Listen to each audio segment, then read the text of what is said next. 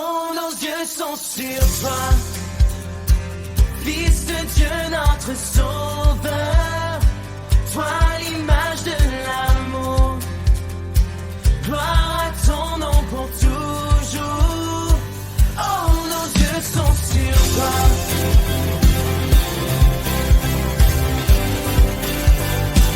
Oh, nos yeux sont sur toi. Gloire au Seigneur, nous voulons encore dire un mot sur le thème que le pasteur a initié, entrer dans sa destinée afin de régner. Et le sous-titre ce matin, c'est « Pour la maison de Dieu ». Entrer dans sa destinée afin de régner pour la maison de Dieu.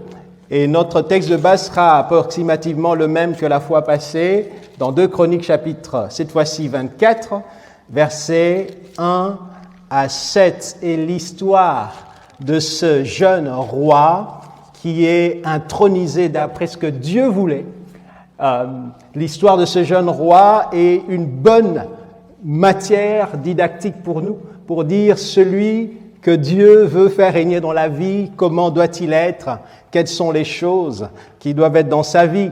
Et souvenons-nous, le pasteur a lu ce passage de Romains 5 qui nous dit que la volonté de Dieu, en substance, c'est qu'il nous rachète de la mort afin que nous puissions régner dans la vie. Et pas seulement la vie dans l'au-delà, mais cette vie déjà ici. Et le Christ, régner par le Christ seul, c'est par lui que nous avons régné. Nous avons dit que régner, c'est avoir la plus haute influence. Et la volonté de Dieu, c'est que vous et moi, après Dieu, nous ayons la plus haute influence sur notre propre vie. Amen. Régner par le Christ. Et dans ce texte, il y a 2 destinées croisées que nous allons voir. 2 Chroniques, chapitre 24, 1 à 7. La Bible dit, au sujet de ce jeune roi Joas, après qu'il ait eu des événements très difficiles dans sa vie, dans sa jeune vie, Joas avait 7 ans lorsqu'il devint roi, et il régna 40 ans à Jérusalem. Sa mère, Tibia, se nommait Tibia de Beersheba. Joas fit ce qui est droit aux yeux de l'Éternel pendant toute la vie du sacrificateur Jehoiada. Jehoiada prit pour Joas 2 femmes, et Joas engendra des fils et des filles. Après cela, Joas eut à cœur de rénover la maison de l'Éternel. Il rassembla les sacrificateurs et les Lévites et leur dit « Sortez vers les villes de Juda et vous recueillerez tout d'Israël de l'argent chaque année pour réparer la maison de votre Dieu. Mettez de l'empressement, mettez du zèle, mettez de la ardeur dans cette affaire. » Mais les Lévites ne s'empressèrent pas. Le jeune roi Joas appela le souverain sacrificateur Jehoiada et lui dit « Pourquoi n'as-tu pas demandé des comptes aux Lévites qui doivent apporter de Juda et de Jérusalem la contribution » écoutez bien ce verbe, imposée, la contribution imposée par Moïse, serviteur de l'Éternel, à l'assemblée d'Israël pour la tente du témoignage, pour la tente où réside le témoignage de Dieu. Car la malfaisante, la maléfique, l'infâme Athalie et ses fils ont ravagé la maison de Dieu et utilisé pour les Baals, les faux dieux, toutes les choses consacrées de la maison de Dieu. Un roi qui entre à régner, qui entre dans sa destinée, et on voit tout de suite dans cet épisode que l'une des choses qui frappe, c'est que dans cette destinée nouvelle, il y a en vue la maison de Dieu. Il y a en vue le temple où le nom de Dieu demeure. Et dans ce passage, il y a donc 2 destinées qui se croisent. La première destinée, c'est celle de ce jeune Joas. Et ce jeune Joas, il avait toutes les chances pour ne pas parvenir à la royauté. À cause de la méchanceté, souvenons-nous ce qui s'est passé lorsqu'il était tout bébé, tout jeune. Ceux de sa famille, tous les hommes qui étaient de sang royal ont été massacrés par cette femme Athalie. Et donc ce petit Joas avait toutes les chances de ne pas parvenir à sa destinée royale.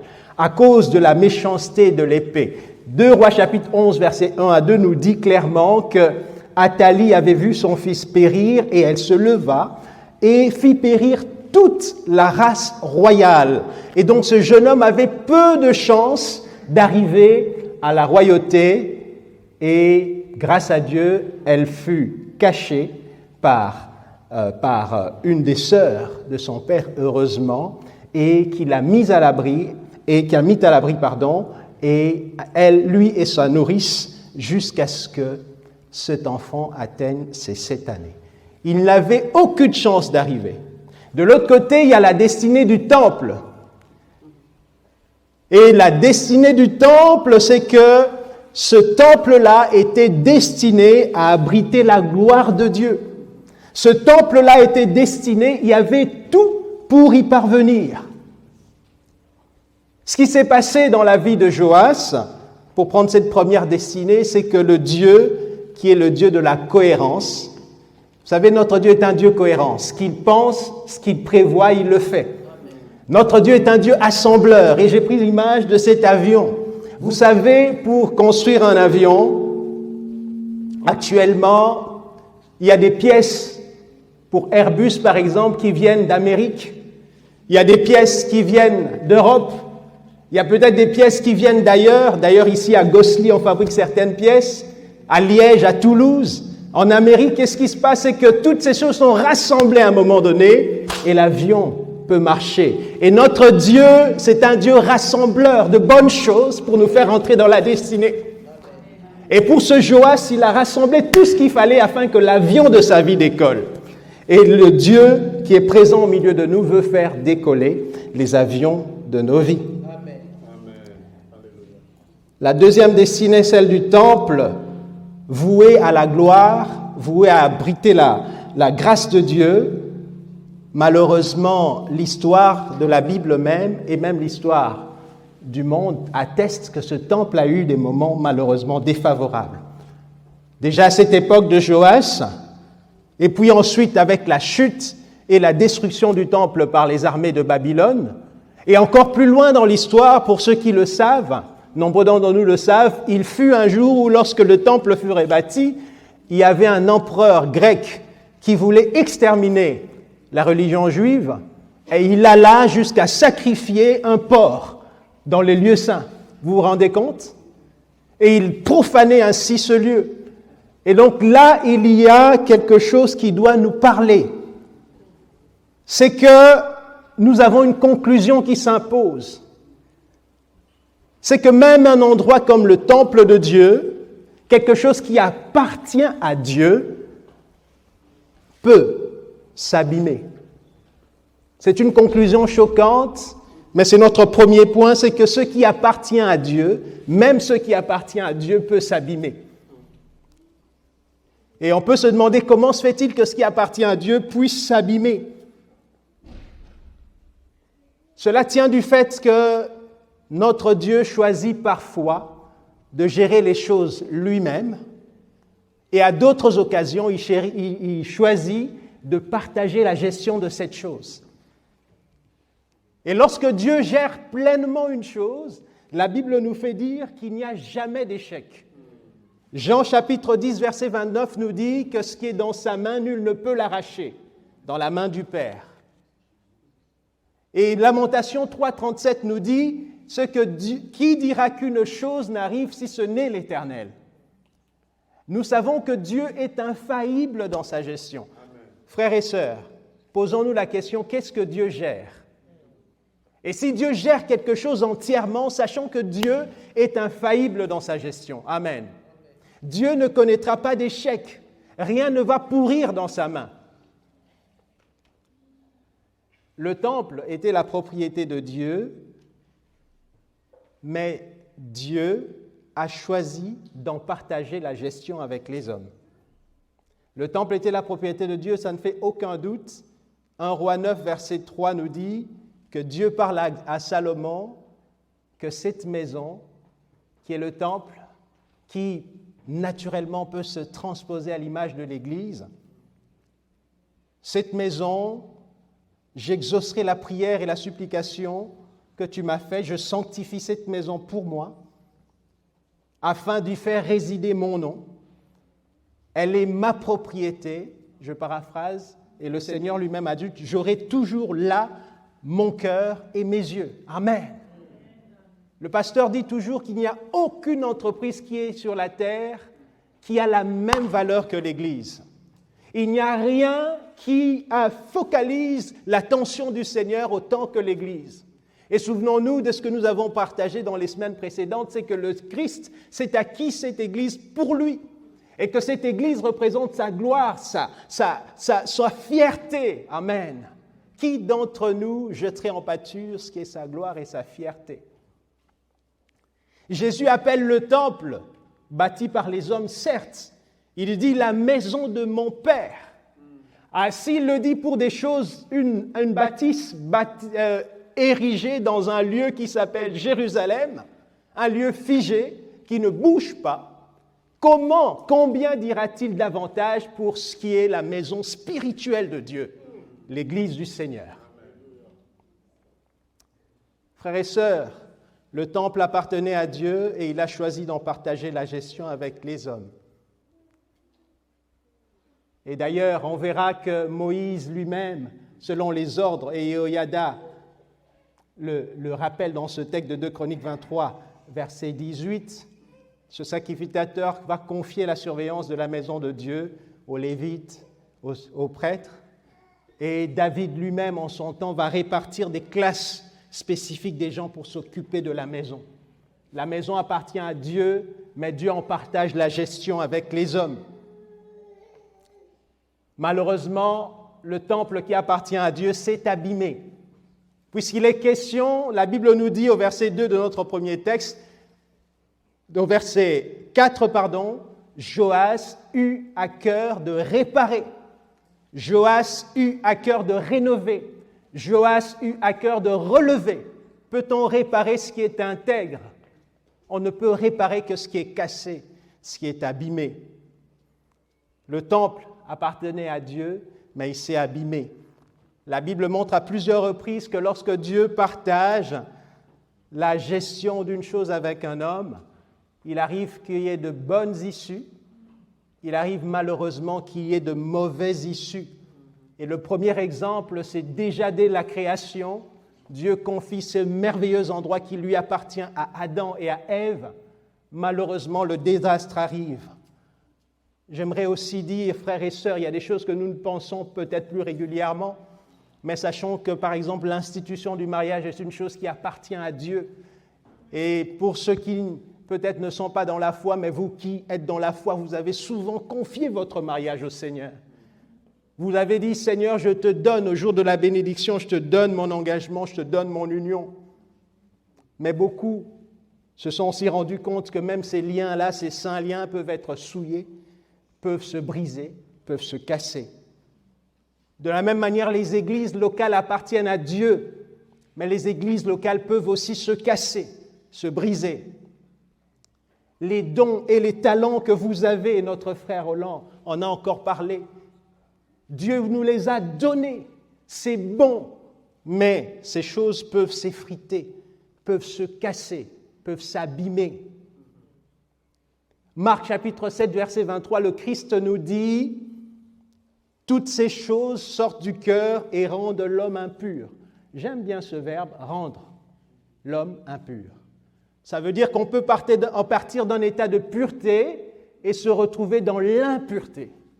Ça veut dire qu'on peut partir d'un état bien et se retrouver dans un état mauvais. Le corps des hommes appartient à Dieu, mais il peut vieillir ou mourir précocement si on n'en prend pas soin. Éphésiens nous dit, 3,15, que toutes les familles de la terre tirent leur nom de Dieu. C'est une affirmation, même si vous ne croyez pas dans la Bible, Dieu nous affirme que toutes les familles tirent son nom de lui. C'est des institutions voulues par Dieu qui appartiennent à Dieu. Et si on n'y veille pas, elles se cassent, elles se brisent. Régner dans sa destinée, c'est veiller, c'est se réveiller comme Joas. Et pour la Sainte Église, Paul dit ces paroles d'avertissement que nous avons lues plusieurs fois il y a quelques semaines, Acte 20, verset 28. Prenez donc garde à vous-même et à tout le troupeau sur lequel le Saint-Esprit vous a établi comme évêque qui parle aux anciens pour paître l'Église du Seigneur. L'Église du Seigneur qui s'est acquise par son propre sang. Amen. Paul est en train d'introduire cette idée dont nous avons parlé, qu'il y a des moments où Dieu remet ce qui lui appartient à gérer avec lui et avec quelqu'un d'autre. Je vais demander à ma sœur Yanaël de se lever. Je vais lui... Là, nous tenons à deux cette chose, s'il te plaît. Tiens. Pas trop fermement. Ah, ok. Et nous le tenons, nous le portons à deux. Ah, je t'ai lâché. Ah, ça a lâché. Elle a dit, ah, ça a lâché. Et Dieu, il y a des moments où il choisit de partager la gestion d'une chose avec les hommes. Mais par rapport à l'Église du Seigneur, par rapport à la maison de Dieu, je me dis toujours, quel est le choix que Dieu a fait de confier quelque chose de si précieux à des hommes qui sont souvent auteurs de si mauvais choix. Et je ne comprendrai pas ce que Dieu fait. Il paraît que pour construire la confiance dans un enfant, il faut parfois confier la tâche la plus délicate à celui qu'on estime le plus maladroit, afin de construire en lui la confiance. Et si les hommes peuvent faire ainsi, nous devons nous dire, c'est que notre Dieu veut des choses pour nous qui dépassent notre intelligence, mais dans lesquelles nous devons entrer pour régner pour le bien de sa maison. Amen. Nous sommes comme l'autre homme, tenant quelque chose de précieux avec Dieu. Le deuxième point, et nous aurons l'occasion d'y revenir, parce qu'il y a 4 points. La différence entre Joas et ceux de son temps. Avant de parler de différence, j'aimerais d'abord parler de ressemblance. Joas avait quelques ressemblances avec ceux de son temps. La première ressemblance, c'est qu'il voyait la même réalité. Quelle réalité? Le temple est dégradé. Et donc une maison à réparer, parce que les choses n'étaient pas normales. Le verset 5 du chapitre nous le dit. Deuxième ressemblance, c'est qu'ils vivaient la même époque. Et la Bible nous enseigne qu'il y avait 3 générations, plus ou moins, enfin, on atteignait presque 3 générations de négligence et de destruction du temple. Ses 2 prédécesseurs, Yoram, Akazia son fils, Ahazia aussi on peut le dire ainsi, et cette infâme Athalie, j'allais dire Nathalie, pardon à toutes les Nathalie, cette infâme Athalie, 3 générations, la même époque, la même réalité, le temple en destruction. La malfaisante Athalie et ses fils, verset 7, ont ravagé la maison de l'Éternel. C'est-à-dire, elles ont été activement destructrices de la maison de l'Éternel. Et une autre version plus littérale dit qu'elles ont ébréché, elles ont créé des brèches dans la maison de l'Éternel. Comme des hommes qui attaquent une ville et qui renversent ses fortifications. Donc, c'est-à-dire, cette maison devient un boulevard où toutes les mauvaises choses peuvent passer, y compris le culte de Baal, même dans la maison de Dieu. La même époque, les mêmes réalités. Et troisième ressemblance, il existait d'autres hommes que le roi qui étaient investis de responsabilité. Les sacrificateurs, les Lévites, les anciens d'Israël. Ils étaient tous investis de la responsabilité de dire « Réveillez-vous, il y a quelque chose qui ne va pas ». Ça sont les ressemblances. La différence de Joas, de Chroniques 24, 4, on va le lire. Après avoir été couronné, après ces événements, Joas se décida, amen, de faire réparer le temple du Seigneur. La première différence, c'est la décision en faveur du temple. C'est l'initiative de ne plus regarder sans rien faire. Amen. Frères et sœurs, l'initiative de ne plus regarder sans rien faire, simplement où Dieu vous a placé. Qu'est-ce que vous pouvez faire pour le Seigneur? Souvent, la première des choses que vous pouvez faire, c'est d'être bienveillant. Amen. La première chose, c'est d'avoir les meilleures intentions pour la maison de Dieu. Il arrive que les gens prient, mais en fait, ils sont en train de médire les autres vis-à-vis du Seigneur. Auprès du Seigneur, Seigneur, tu vois, Seigneur, regarde, Seigneur, Seigneur, les autres. La première décision favorable, être bienveillant, se prendre l'initiative de faire le bien à la maison de Dieu. Et deuxième différence, c'est que contrairement à plusieurs de son peuple, il y avait sans doute des malheureux, des gens peu puissants, des gens sans capacité d'influencer les autres en Israël qui déploraient l'état du temple. La différence qu'il avait par rapport à la plupart d'entre eux, c'est que Joas était roi. Alléluia.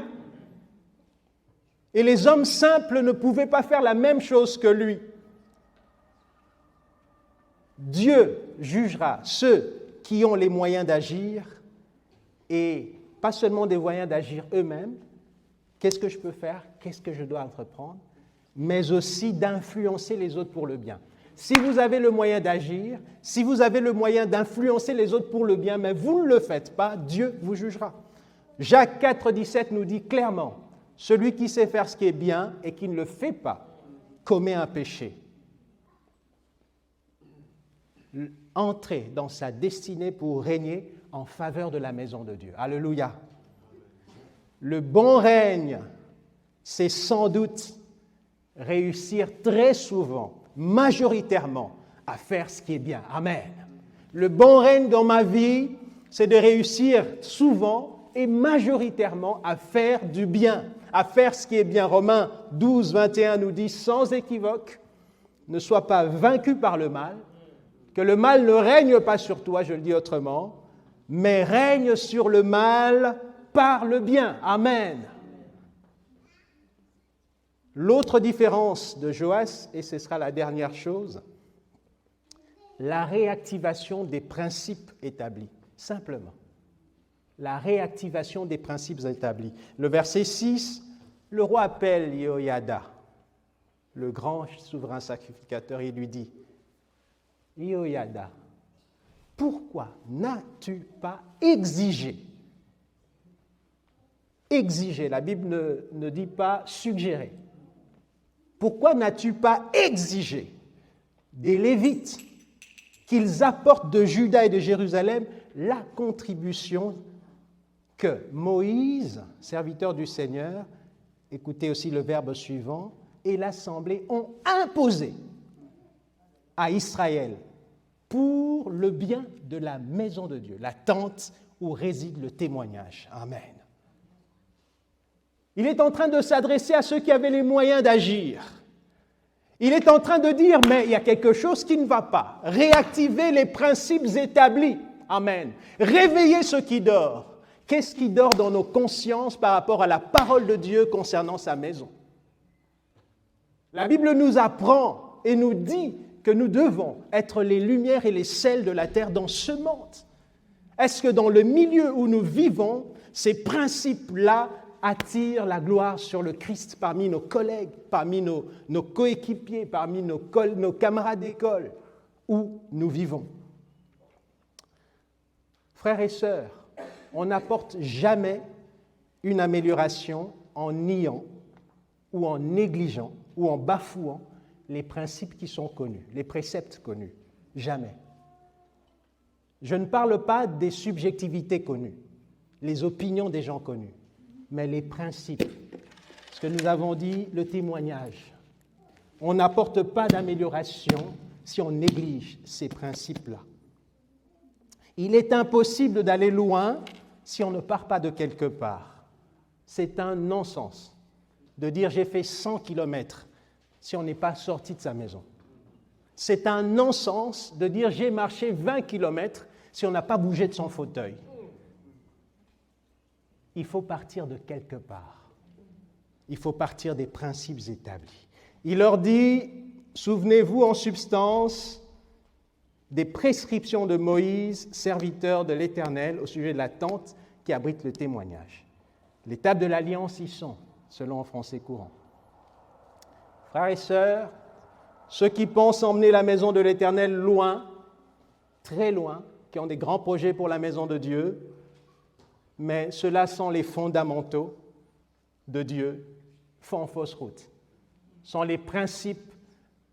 La Bible dit par Paul comment se conduire dans la maison de Dieu, qui est la cuisse et la colonne de la vérité.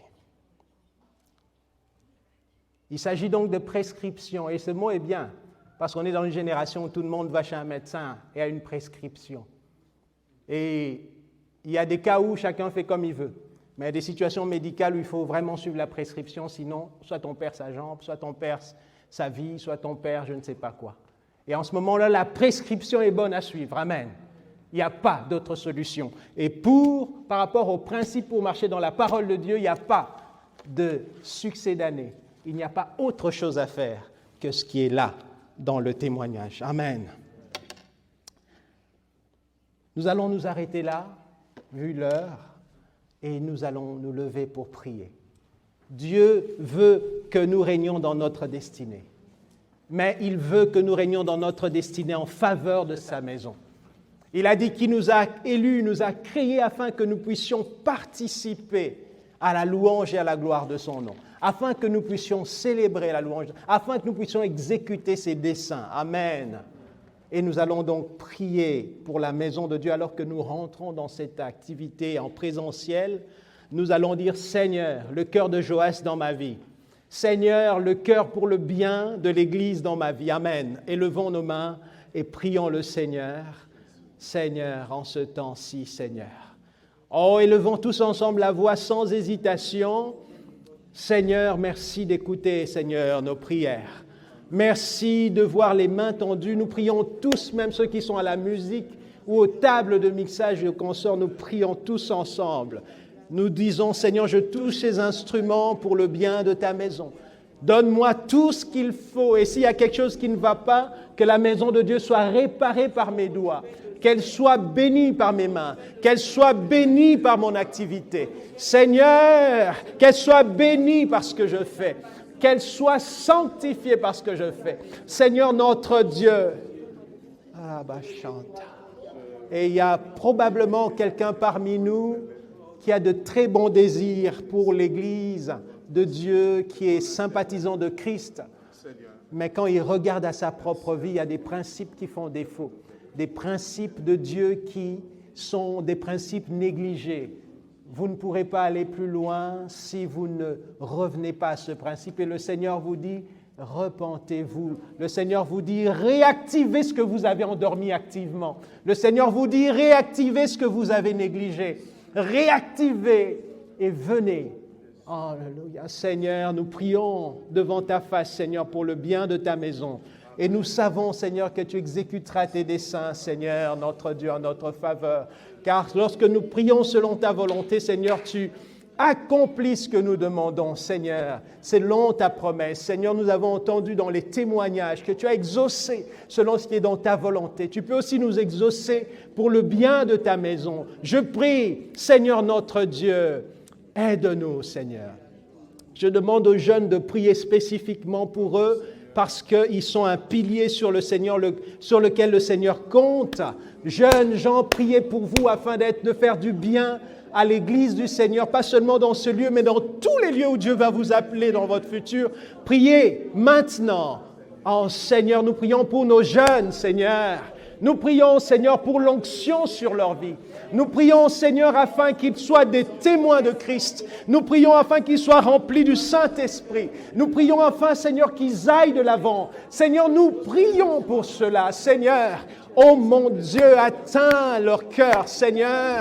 Transforme leur vie, Seigneur. Dynamise leur âme. Seigneur, notre Dieu, remplis-les des dons et des charismes. Seigneur, qu'ils qu'ils soient, Seigneur, des témoins, Seigneur, des personnes par qui tu guéris les malades, que tu délivres les captifs. Tu l'as fait avec notre génération, tu peux la faire avec la leur. Seigneur, notre Dieu, tu es le Dieu fidèle, puissant, saint. Seigneur, qui ne tient pas compte, Seigneur, de notre nombre de jours. Seigneur, notre Dieu, tu es le Dieu qui t'est servi de Joas à 7 ans. Seigneur, tu es le Dieu qui s'en est servi dans son adolescence et par la suite. Tu es le Dieu qui peut te servir, Seigneur, de toutes nos vies, de toutes nos familles. Sois béni, Seigneur. Sois honoré, Seigneur. Nous bénissons ton nom, Seigneur. Nous entrons dans ton règne, dans la destinée, Seigneur. Nous voulons que le bien abonde dans nos vies par-dessus le mal. Seigneur, nous voulons, Seigneur, être différents de ceux de notre génération par notre action, alors que nous vivons les mêmes réalités, alors que nous vivons la même époque. Tu es le Dieu de ceux qui font la différence. Et tu bénis ta maison, Seigneur. Tu bénis ta maison, Seigneur. Tu bénis ton Église. Tu bénis ton temple. Béni soit ta majesté, éternel notre Dieu. Nous disons tous Amen. Gloire au Seigneur. Merci, Seigneur.